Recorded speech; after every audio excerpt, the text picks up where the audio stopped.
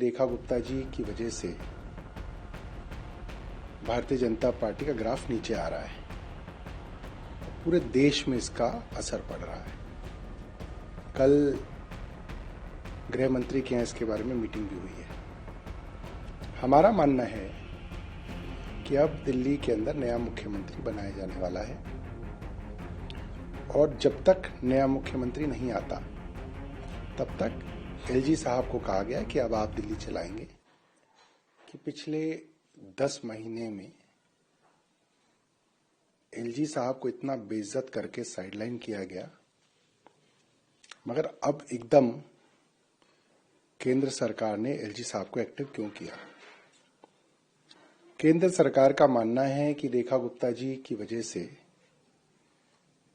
Bharatiya Janata party का graph नीचे आ रहा है और पूरे देश में इसका असर पड़ रहा है। कल गृह मंत्री के यहाँ इसके बारे में मीटिंग भी हुई है। हमारा मानना है कि अब दिल्ली के अंदर नया मुख्यमंत्री बनाया जाने वाला है और जब तक नया मुख्यमंत्री नहीं आता तब तक एलजी साहब को कहा गया कि अब आप दिल्ली चलाएंगे।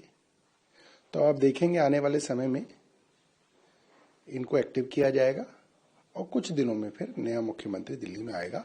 उसकी शुरुआत कल उस पत्र के द्वारा कराई गई है।